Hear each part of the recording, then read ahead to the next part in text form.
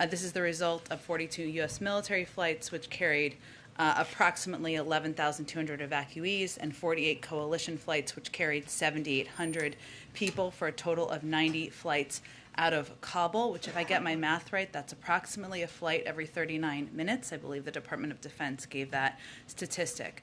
And just to reiterate, since August 14th, we have evacuated, the United States has evacuated and facilitated the evacuation of approximately 82,300 people on U.S. military and coalition flights as part of one of the largest airlifts in world history. Since the end of July, we have relocated approximately 88,000 people on U.S. military and coalition flights.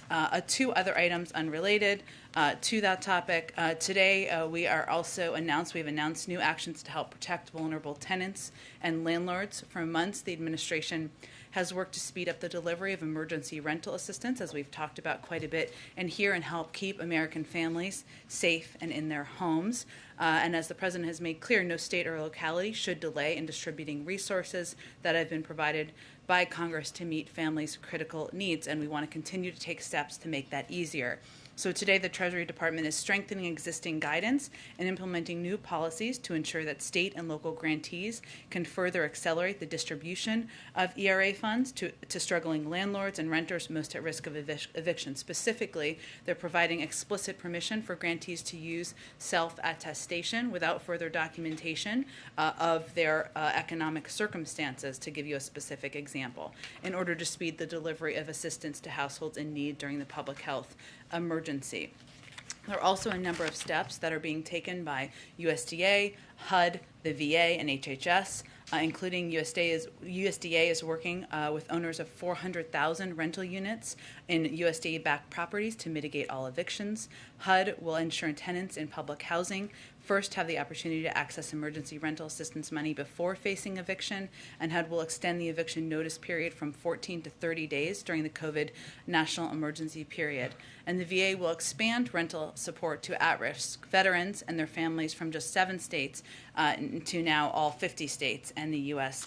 territories. So this is just some of the examples of steps we're taking. Amr, go ahead. On Afghanistan, there seems to be a disconnect.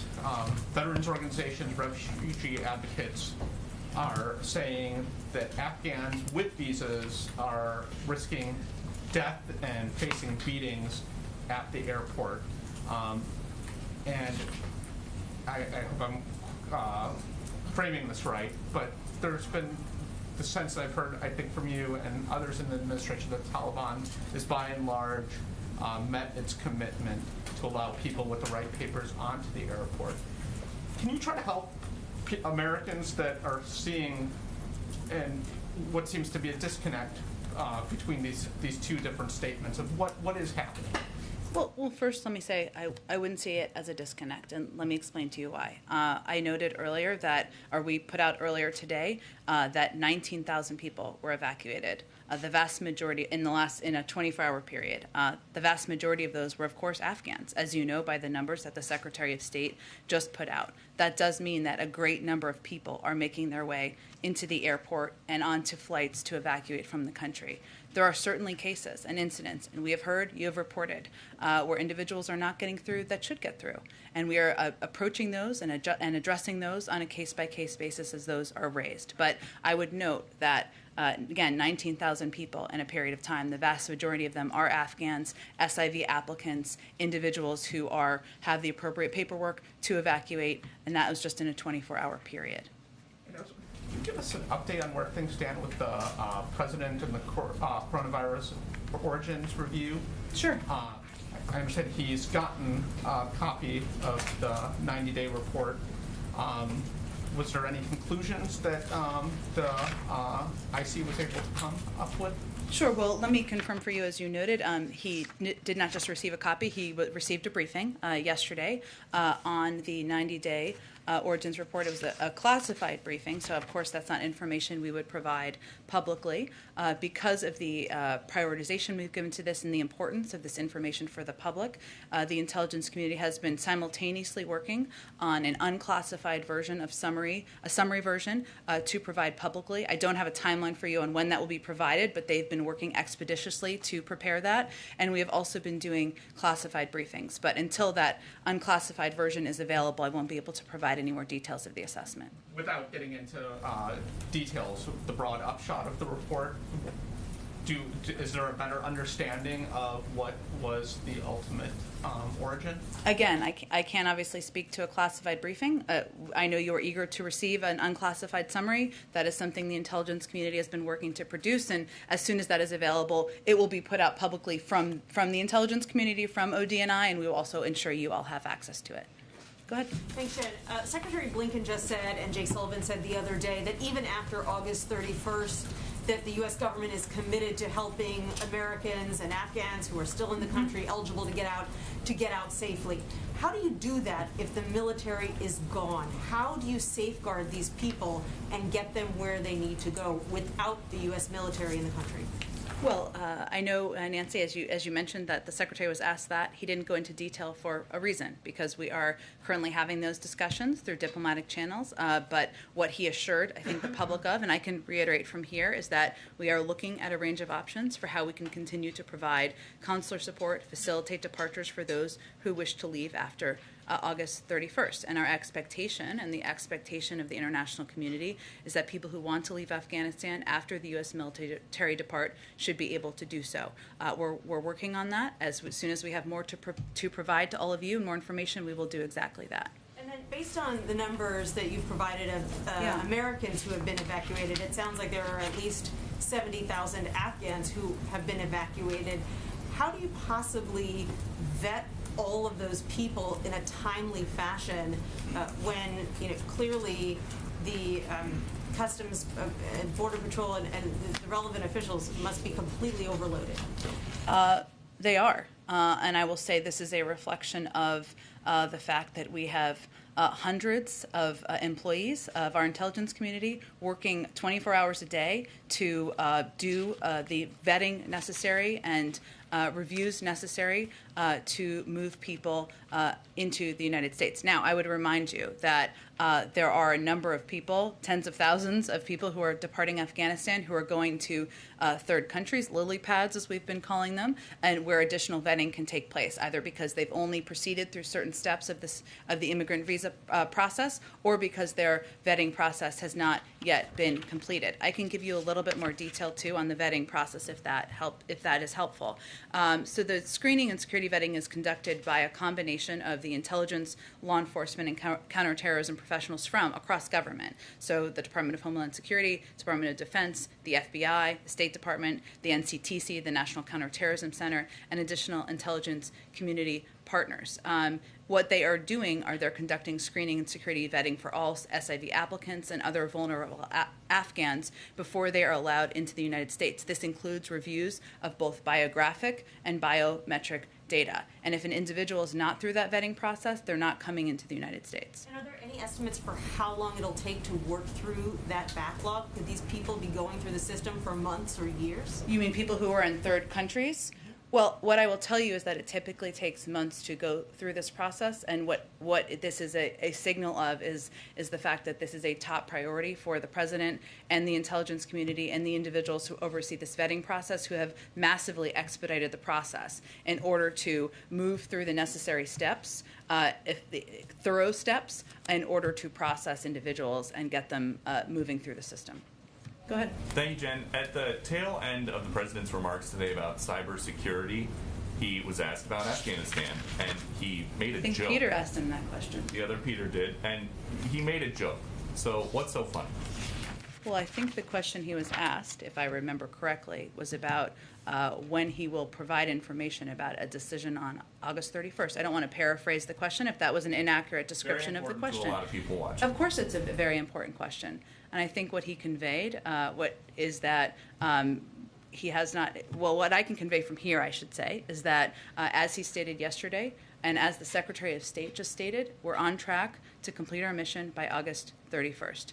Obviously, there are discussions, and the President received a briefing just this morning. As I noted, he asked yesterday for contingency plans, and he received a briefing on them this morning. These are incredibly serious issues, and there are discussions that are happening internally. And I'd note that in addition to the contingency plans that he requested, he also, I will reiterate, as we stated yesterday, that this is all contingent on us achieving our objectives and the continued coordination with the Taliban. And the President has spoken, I would say, to this issue. Peter, as you know, you've been attended a number of these multiple times over the last several days. And he has also highlighted the fact that we are closely watching, closely following the threats from ISIS-K, which he also received a briefing on this morning. And his remarks last night, he gave a lot of time to the domestic agenda. Does he think that the Build Back Better plan is as urgent and as time sensitive as this evacuation of Americans and Afghan friendlies from Kabul? Well, first of all, I think it's important to the American people who care deeply about whether they're going to have jobs, whether they're going to have child care, whether we are going to be able to compete with China and countries around the world, to understand that we have to do multiple things at the same time. That's exactly what any president of the United States has to do. The next one, just as these negotiations about safe passage for Americans and SIV holders continue, why haven't we heard the president say the United States does not negotiate with terrorists? Is that still the U.S. policy? Well, of course it is, Peter, but I would also say that there's a reality that the Taliban is currently controlling large swaths of Afghanistan. That is a reality on the ground. And right now our focus and our priority is getting American citizens evacuated and our Afghan partners evacuated. And I would say, given the numbers that we've outlined and briefed for you, that we've made a great deal of progress in doing exactly that. Okay, go ahead, Justin. Thanks. I had a couple, but actually to kind of follow up on the question that Peter just asked. Sure.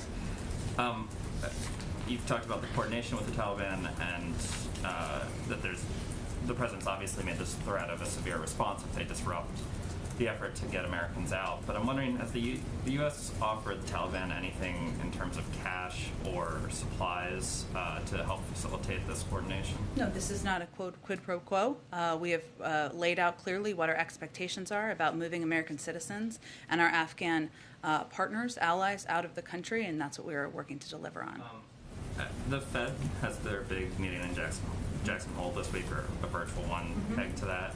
I'm wondering if the president has spoken to Chairman Powell ahead of that meeting or met with him. No, I don't have any updates or previews or readouts of meetings or engagements with Chairman Powell. Go ahead. A question about lawmakers who traveled to Afghanistan. Sure. Was the White House aware of those members of Congress that traveled to Kabul? We were not aware when they were en route. No. What's the White House's reaction to that trip? Was it beneficial, or what's the White House's reaction? Well, our guidance continues to be to all American citizens, including elected officials, this is not the time to travel to Afghanistan. And our focus, our objectives, our resources need to be laser focused on evacuating Afghan partners, evacuating American citizens, and that's best done in the hands of the Department of Defense and State Department professionals who are on the ground. One more. The 31st, of course, is the deadline for the drawdown, but when do the gears shift from evacuation mission to withdrawing troops? Well, I noted a little bit earlier that the president was briefed this morning on contingency plans and continues to have optionality should he decide to change plans, even as we are on track to complete our mission by August 31st. I would also note that my DoD colleagues have put out some information about steps that are being taken. So as we've made consistently clear, commanders on the ground are empowered to make any adjustments as they see fit, when they see fit. That includes changes to the footprint. To that end, they confirmed last night, I believe it was, that of the departure from Afghanistan of several hundred U.S. troops. These troops represent a mix of headquarters staff, maintenance, and other enabling functions that were scheduled to leave and whose mission at the airport was complete. It does not have an impact on our mission at hand. Go ahead. No, just following up on Afghanistan. Sure. People traveling there. The LA Times has a story saying that a group of students and their parents are in Afghanistan. Do you have any more information on that, or is that I Is that do a not. Who true have story? recently traveled into Afghanistan? Who are apparently stranded in Afghanistan after having traveled there. I don't know for certain that this is a I legit certainly story. don't have additional information on that. I know, as our Secretary of State just noted, when he went through a thorough summary of American citizens and our contacts and our focus over the last several days, he gave an update. I'm happy to take their information if there's something more detailed you have. Terrific. And then just on another issue, on the Fed, we're all waiting for some news about Fed appointments. Can you give us any kind I've of heard that. timeline for a decision on that? Is there any? Can you give us any guidance on? I don't have when it's any expected? guidance for you on the timeline. Okay. Go ahead. Oh, go ahead. Just yeah, real quick. go ahead. I'm so Oh, sorry. sure, go ahead. So, on Afghanistan, and we just heard from Anthony Blinken that 45 to 46% of those evacuated have been women. Yeah. There's been a lot of consternation about the plight of Afghan women going forward. I know this is an issue of concern to you as well, but can you say what provisions you're making to ensure that women are actually sort of an equal part of that population that is being evacuated, and it's not quite representative for the population? Sure. Well, I know that our Secretary of State spoke to this just a few minutes ago. But what I can reiterate or add to, I suppose, is one, we are going to continue to work with the United Nations and our allies and partners around the world to continue to provide humanitarian assistance and a range of assistance to Afghanistan, even when we don't have a presence on the ground. There are also messages we've made clear to the Taliban, and I think that Secretary Blinken also reiterated this about what our expectations are and what the global community expects once we depart Afghanistan. I don't have additional details beyond that, but I will tell you that our commitment to the incredibly brave women and leaders and population in Afghanistan that has fought alongside us, that has bravely stood up, does not change, does not diminish, even after our military is departing from the ground. Yeah. Anthony Blinken today gave us numbers for the numbers of Americans that are believed to still be in Afghanistan. But yesterday, during a briefing, we asked questions about how many Afghans and Americans have arrived in the United States. And I provided details on Americans yesterday. But not on the number of Afghans that have arrived at these military bases. Do you have a specific breakdown on the numbers of people Well, that first are coming in? I confirmed yesterday that it was 4,000 Americans who'd been evacuated. Obviously, that number increased, and the Secretary of State gave an updated number this morning. I would remind you that the U.S. military is overseeing the evacuation of individuals out of Afghanistan, and the State Department oversees the visa processing. Hence, the update was provided by the Secretary of State. During his briefing that he just gave, he also noted that he would work to provide additional numbers of Afghans. But I would note, since we provided a detailed number of Americans, and we have also provided on a day-to-day basis, twice a day, the numbers of people coming out, the vast majority of those are Afghans by numbers. Go ahead. The Secretary gave us some specificity in terms of what the President may consider completing the mission or achieving objectives as it pertains to Americans. Do you guys have a specific threshold or number when it comes to Afghans about what would define completing the mission or your objectives by August 31st in terms of evacuations? We have never put a cap on the number of special immigrant visa applicants, the number of individuals who can apply for our variety of programs that are overseen by the State Department. And I'm not going to put a cap on that today. I'd also note that, as the Secretary of State said, we will continue, and we are continuing to look at a range of options to provide support and to provide a means for departing Afghanistan even after our U.S. military departs. So there's nothing where you guys are looking at maybe the existing SIV backlog pre-August 14th and say we want all 18,000? We are not putting a cap on the number. We are continuing to work every day to get as many people evacuated as we can. And just one more quick one. You guys have been very clear in stating these numbers are Americans that want to leave. There are clearly Americans, many of them dual citizens, who are also choosing not to leave. Yeah. What is the level of concern inside the administration about dual citizens or American citizens who choose to stay in the country at this point? Well, I know this is very hard to understand for many people sitting here, and I think this is why you're asking this question. Or not sitting here even, I should say, people who watch your watch your shows or read your newspaper. But many of the people, we suspect, many of the people of these 1,000 contacts are dual citizens. Some, as Secretary Blinken noted, are people who may not be ready to leave for a variety of reasons. Maybe they have an extended family there. Maybe they've spent their entire lives in Afghanistan and they have not yet made the decision to depart. Maybe they're working on a range of projects. They're not ready to leave. I know that is hard for us to understand as we're looking at the images, but for many of these Afghans, this is their home. And yes, they are dual citizens. Yes, it is absolutely our responsibility to make sure we are reaching out to them multiple times. We are providing opportunity. We are finding ways to get them to the airport and evacuate them. But it is also their personal decision on whether they want to depart. Go ahead. Could I just follow up a little bit on some of Nancy's questions about Sure. refugees? Yeah. So first, you talked about the vetting that's going on outside of the United States, after they leave Iraq. I'm sorry. Oh, not out. Afghanistan. I didn't mean to imply outside of. Well, some of it is happening in Qatar, but some of it is happening here. Okay, but I mean, it's before the people come to the United Yes. States, right? It's Yeah. happening before they arrive. Yes. So a lot of that vetting, some of the pace of that vetting is within your control. You can add more people, you can add more interviewers. And we have done that. But a lot of it is not in your control, right? Like somebody comes to you with no documents.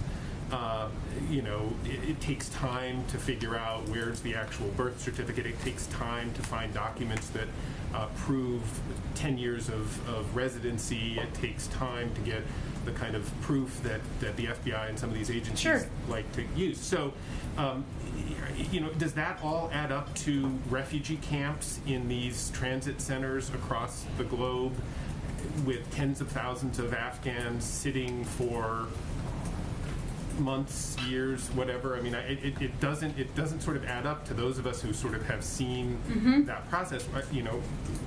Back in 2015, when you were in a previous administration, one of the things that you guys argued was that the refugee community in particular was the most vetted community of people entering the United States, and you pointed to the fact that it takes a year or two for the typical refugee to sort of meet that burden. So I guess the question is, how can you possibly not have this, and where are you going to put these people?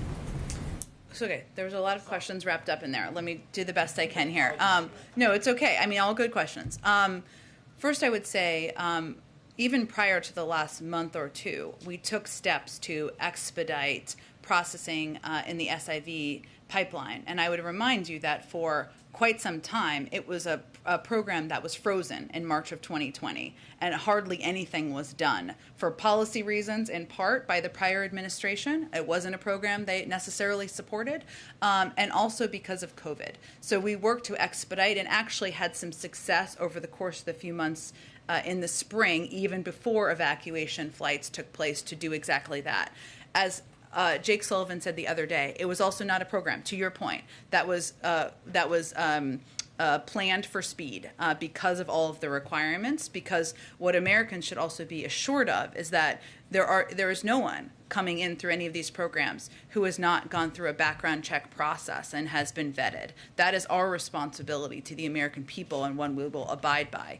Hence, we are incredibly grateful to these third countries who are providing a place for a number of many tens of thousands of people to be for this period of time. And we have put a wide range of staff, personnel, and others on the vetting process from a range of agencies to ensure that we can take steps to expedite as quickly as possible.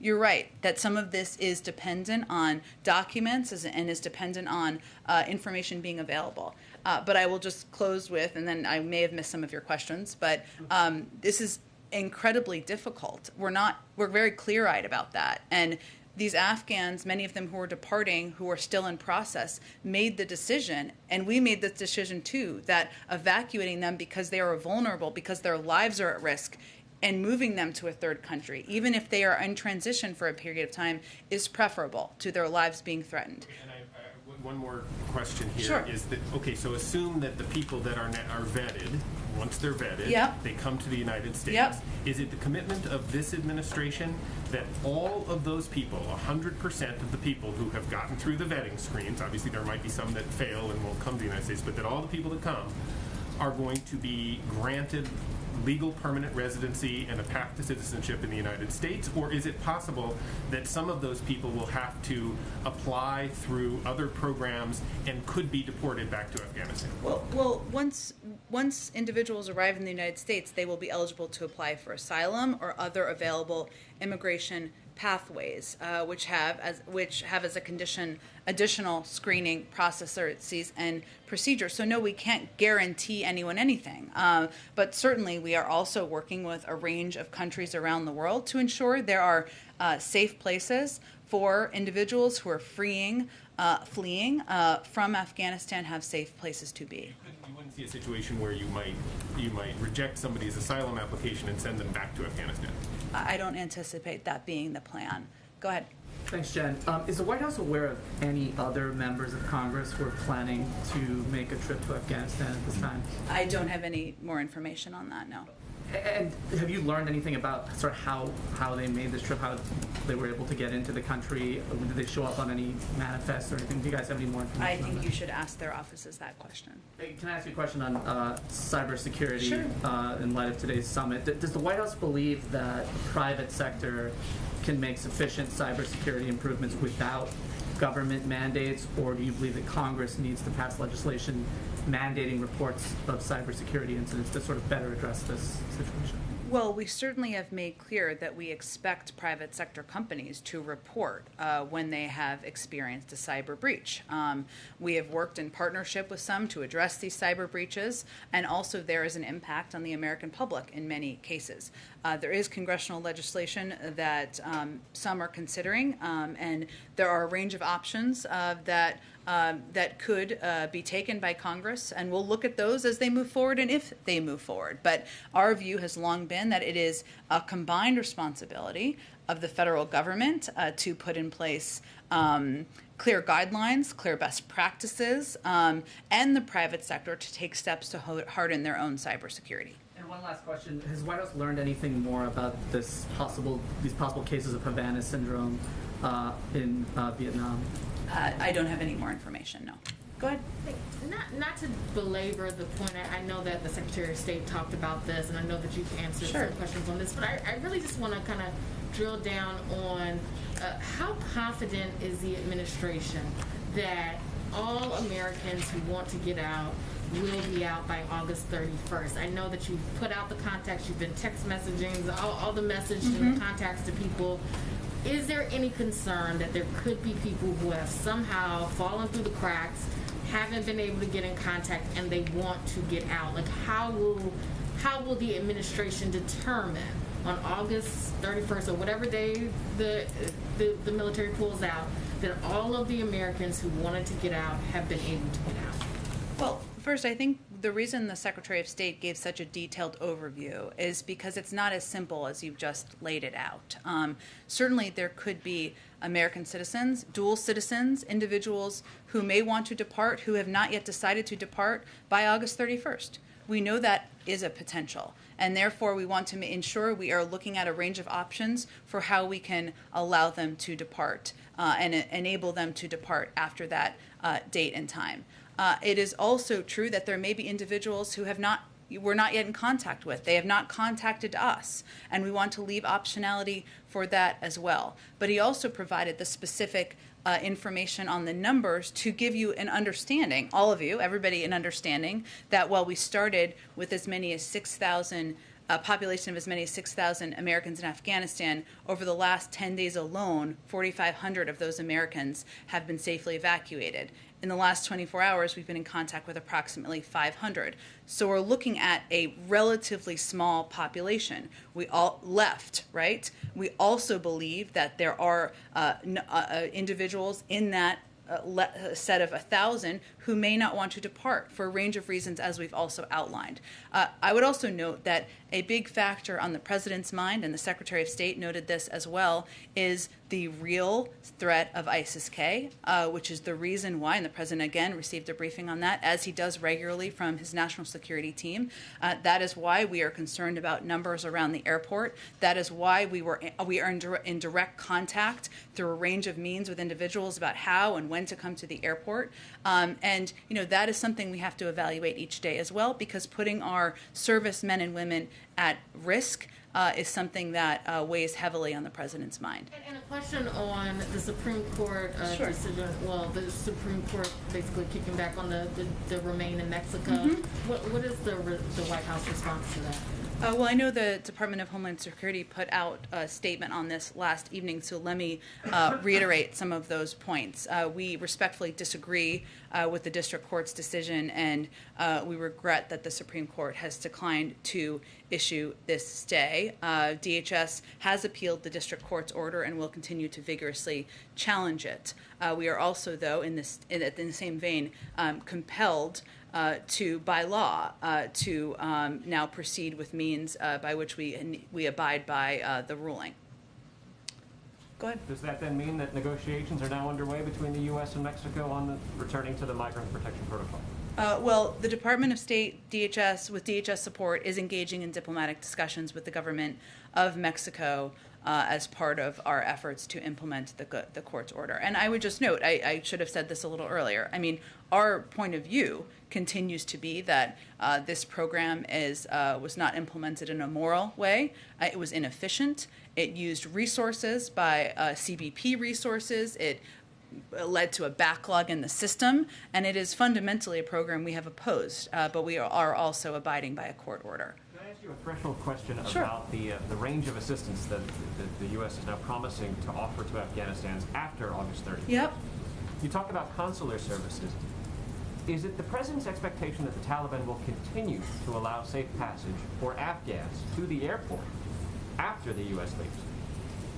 It is this is part of an active discussion, and I understand certainly why you're asking the question, but we continue to believe that there will be there could be American citizens, there could be Afghans who would be eligible for special immigrant visas, or would be individuals eligible for a range of our programs who would want to depart. That would require a means of departing, and that's what we're working through now. So if there's no guarantee yet from the Taliban to continue to allow safe passage for the people that the U.S. is hoping... Again, these are ongoing discussions, and that is our expectation and what we're working toward. Go ahead. A couple quick questions. Yesterday, the president and you, I think, said that he had asked the Pentagon and State Department for all contingency plans. Has he received all the contingency plans, or is there a full set that he's still waiting for more of? Yes, he received a briefing this morning. So he has received, in totality, all the contingency plans that they're providing. Okay. Again, this is an ongoing discussion, right? And as you well know, and the president has lengthy meetings, sometimes more than once a day, with his national security team. But yes, the contingency plans he requested, he received a briefing on this morning. Perfect. That helps. Earlier, we heard from the Secretary of State saying that there are as many as 1,500 Americans, by my math, who still want to get out, who are in Afghanistan right now. Is it possible that they could be evacuated before? Could these evacuations end before that date? Could it finish before August 31st?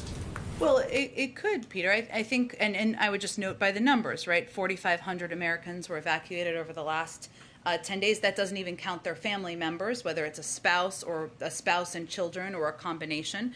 And that we've also been in contact with an additional 500. So it's actually more like a pool of 1,000 who we are reaching out to multiple times a day through multiple communication channels: phone, text, email, WhatsApp, etc. As I noted a little bit earlier, we also have an expectation that there are a number of these individuals, dual nationals, people who may have expansive extended family, who may not have made the decision to part at this point in time. And let me ask you, earlier one of my colleagues asked you, and you said you didn't want to provide a cap as it relates to Afghan allies, vulnerable Afghan allies who are still seeking to leave the country right now. Recognizing you don't want to provide a cap, can you provide us a baseline? What is the stated goal, as provided the president, of the number you estimate it is at least as many as? So there's some context for these numbers of 80+ thousand people who have now been evacuated.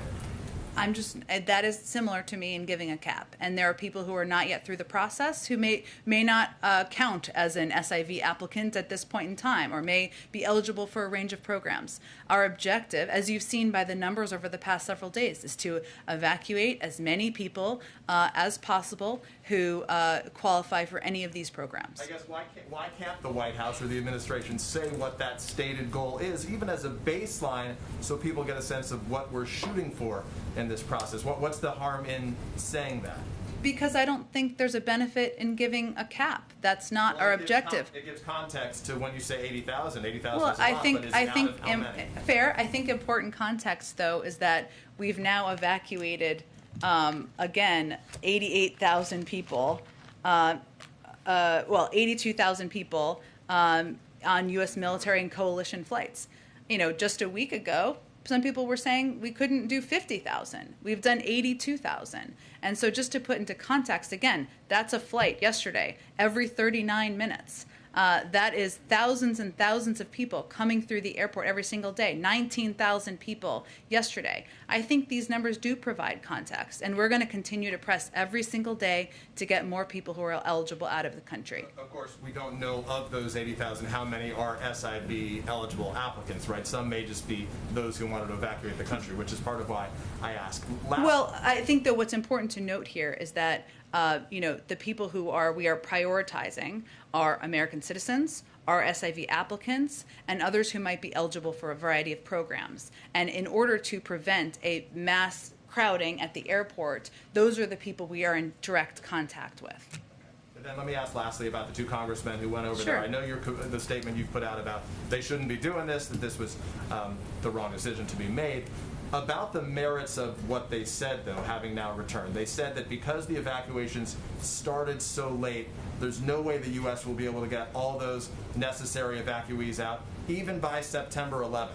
What does the White House say to that criticism that those two lawmakers are saying based on their firsthand experience? Well, I would say first that we're on track to have the largest U.S. airlift in history, and I think that speaks for itself. Go ahead. Hi, can you speak to what a colleague is reporting, that the administration plans to recommend vaccine boosters at 6 months, not 8? I have not seen that report, but I would note we just put out the guidance. The CDC just put out the guidance a couple of weeks ago or last week. It's all running together 2 weeks ago on 8 months, and if they update that guidance, it would certainly come directly from them. Do you know if that's is that under consideration? I would point you to the CDC. And then secondly, what is President Biden prepared to do to push the Chinese on the Wuhan lab investigation? There's been reporting that the Chinese are not being cooperative. They're pushing back at the U.S. on that. What is he prepared to do to free up more information on that? Well, I think it's well known they haven't been cooperative, right? Through your reporting, other reporting, and just the fact that they obviously have not, in a publicly available way, provided the data and the information that we have been requesting. In terms of an assessment of what steps we might take, I don't have anything to preview for you on that front. Go ahead. Thanks, Jen. I know you don't want to get into the details of the COVID origins report assessment. Yeah. I will be happy to when there is an unclassified summary for all of you. Right. But, of course, the purpose of the 90-day review was to put a focus on this question. So if at the end of the question we don't have clarity or a smoking gun or high confidence, what's the next step? We'll talk about that once the summary is out in public.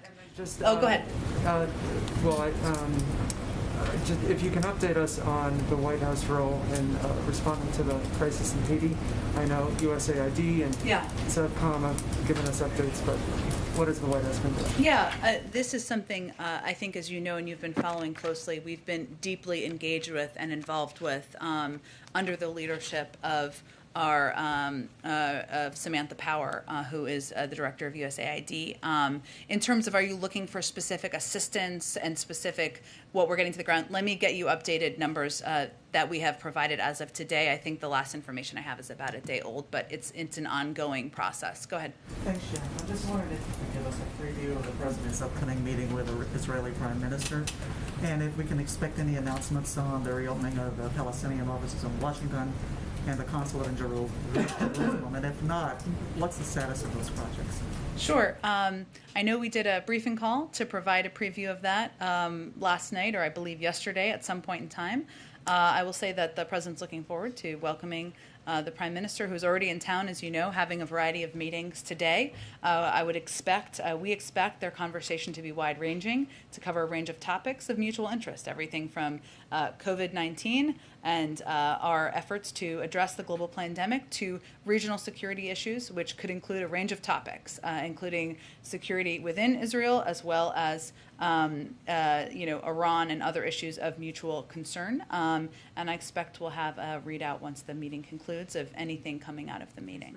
Any decisions on these things to be announced, though? We'll have more to say once the meeting concludes. Go ahead. Thanks, Jen. To follow up on my colleague Stephanie's question, she asked about the gear shift that might be taking place over the next couple of days, and you talked about the contingency plans and optionality. Yeah. But can you say today when the last flight will leave in order to get the drawdown done by that deadline? I don't think that's information we're going to be providing publicly at any point in time. How would we know then? I mean, you're giving the updates on Once the it's data. complete, like, we'll provide that to you. This is it? This is the last update we're going to give on the numbers? Well, again, we are in direct contact with people who are departing and evacuating from Afghanistan, whether they are SIVs, whether they are eligible for other programs, whether they are American citizens. Our objective is to provide, to do that in as safe a manner as possible with rising threats from ISIS-K. Again, DoD will provide operational updates, as they did yesterday, about moving military out, moving equipment out, et cetera. And as we've noted, that would be in advance of the 31st in terms of equipment that would need to move out. But I don't anticipate that we're going to give you an exact date or an exact time for security reasons. And then after it happens, though, you guys have been very good about giving data twice a day on these numbers. Is there going to be one of those updates that will say, and that is it, that's the last evacuation flight? I'm sure we will make clear to all of you when it is the last flight. Absolutely. Go ahead. I think NBC has announced it's doing an interview tomorrow with the Capitol officer who shot Ashley Babbitt. Do you have any concern for his safety, having his name disclosed like that, or any reaction to the announcement? I had not seen that report of NBC's planned interview, so I don't really have an immediate reaction to it. Go ahead. Yes, Jen. What is the reaction of the administration to private contractors now selling seats for thousands of dollars on charter flights out of Kabul? Well, we are evacuating people free of cost because that is the right step to take, and certainly we wouldn't be supportive of profiting off of people who are desperate to get out of a country. Go ahead. Thank you, Jen. I have a question on Afghanistan and then about a criminal justice matter. Sure. On Afghanistan, one of the real villains of the Taliban takeover has been former Afghan President Ashraf Ghani.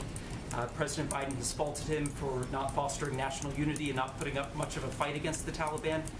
There are reports that he fled the country with millions of dollars in cash, and members of Congress are asking the Biden administration for answers on whether that is indeed true.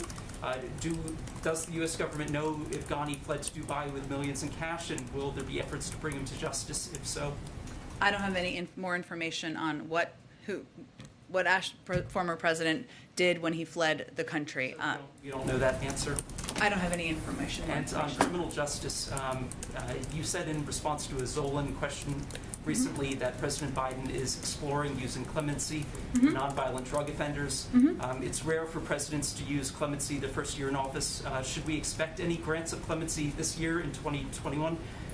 And does that mean that the president is working toward honoring his campaign pledge to free everyone in prison for marijuana? I don't have a timeline for you. I would just stand by what I said in response to Zolan's question about how he's considering clemency for nonviolent drug offenders. Go ahead. Thank you, Jen. Earlier this summer, the president had planned to take some downtime this August, and I was wondering if there was still any vacation time on the books or anything that you may have to be aware of. Not at this time. Go ahead. I wanted to ask a follow-up to something Stephen asked. Sure. Is the expectation that they'll be able to be diplomatic, sort of consular, embassy-style services after the 31st withdrawal for those who may still need it in Afghanistan? And if so, like, how would that work? I certainly understand the question, and it's a good question, and our Secretary of State answered a version of this. This is a discussion we're having right now to ensure that we look ahead to capabilities and capacities to evacuate individuals who want to depart after our military leaves. And then one other one on infrastructure. Is the president satisfied with the House holding off a vote until the end of September? And did the White House, the president, play a role in sort of this agreement between the Speaker's office and the group of Democrats that were threatening to hold up the larger reconciliation bill?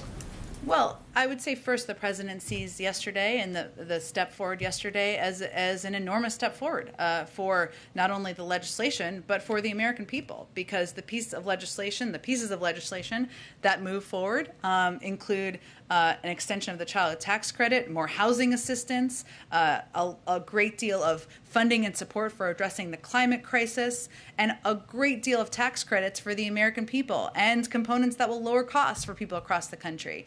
He supports the process that Speaker Pelosi has laid out. Obviously, there's a lot on the agenda, and yesterday was a positive step forward in his view. Go ahead. Thank you, Jen. You've mentioned how the United States has been in touch with the Taliban, and because that's necessary because of the situation on the ground. I'm wondering, has the administration been in touch with Ahmad Massoud or any of the other anti-Taliban fighters there on the ground? What is the president's view of this? Does he expect that we will support some of these anti-Taliban fighters, or, as this 20-year war does come to a close, at this point, are they on their own? It's a great question. I'll have to talk to our team on the ground to see if there's any more specifics we can provide. And then I know you don't want to get ahead of the declassified report of the COVID origin, but is there any scenario where President Biden would be satisfied with an inconclusive result about the origin of the pandemic that killed so many Americans? I can assure you the president wants to get to the bottom of the root causes of COVID-19 that has, as you noted, has killed hundreds of thousands of Americans, and wishes that there had been more done earlier on to get to the bottom of it and to, of course, save more lives. Go ahead. Jen, I just wanted to follow up on Steve's question about the sort of for-profit effort. Yeah. What is the administration doing to kind of protect people from exploitation? Given the desperation, there are reports that the defense contractor, Eric Prince, is offering seats on a plane, evacuation plane, out for $6,500. And some people in desperation are taking that, not knowing there might be an NGO option, and are, essentially this is exploitation. What is the administration doing to kind of protect people when they are so desperate? We are evacuating tens of thousands of people every day for free, and that's the focus that our military on the ground, our diplomats have on the ground. And if you're asking me about consequences or additional steps, I will have to check and see if there's any additional steps. Could you comment specifically, though, on Eric Prince? I mean, he has already made so much money from the Afghan conflict, and now in these sort of final waning days is once again essentially exploiting people in order to make profit. I mean, what is the position of the administration that this is taking place as you are offering flights free of charge? I don't think any human being who has a heart and soul would support efforts to profit off of people's agony and pain as they're trying to depart a country and fearing for their lives. Go ahead. Jen, just to follow up on the rental assistance. Sure. What is the White House, or what is the administration's understanding for the delay of these billions of dollars not getting out? Is it at the state and local level, or is there red tape at the federal level, or is it a combination of that? Well, a great deal of it is at the state and local level. It is, though, one, I think a couple things that may be misunderstood, maybe not by you, but about the program, which is that the program is designed to be distributed over the course of 3 years. So we didn't anticipate that all of the funding would be out in the course of 9 months. It's not. We still think it should be faster. We also have a responsibility from the federal government, of course, to make this easier. There is not a system that has been set up to distribute this type of funding on a federal level. So even very well-meaning leaders in states and localities are figuring out how to break through the bureaucracy and get this money out. Some states need to do a better job of that. I will note that in the data that was released today, there are some interesting statistics, and this just shows you state to state where the differences are, right? So in Kentucky, the program has shown consistent growth, most recently assisting 65% more households in July than in June. That's a dramatic improvement, of course, in that state. And program administrators attribute the recent growth to Treasury guidance that allows for self-attestation for the application process. So we're going to continue to try to cut red tape from here, too, if it makes it easier for states. Texas attributes attributes their leveling off to having fully addressed existing application backlogs. They've done a very good job at getting this money out to people who need it. And North Carolina, which was a state to slower to distribute assistance in prior months, saw notable increases this month as the investments they made in developing the program's infrastructure paid off. So point is, it's really different state to state. Certainly, as we've said, states and localities should not hesitate, should not delay in getting this money out, because this is how we can keep people in their homes. But we're also going to work from a federal level to cut red tape wherever we can. Go ahead. Going to be the one out of left field today, but okay. The vice president is going to be campaigning for Governor Newsom on her way Mm-hmm. back from Asia. Previously, President Biden expressed at least an interest in campaigning for him. Yeah. You know, with everything going on, I'm wondering if that's still on the table. And secondly, whether you all feel any sense that this recall is in some ways a referendum on Democratic policies, including handling of coronavirus amid this Delta surge. Well, I would say first I can confirm the president does still plan to go and campaign for Governor Newsom in California. I don't have a date for you at this point in time, but that is still certainly his plan, and I will leave the analysis on the roots of the recall to others. Go ahead.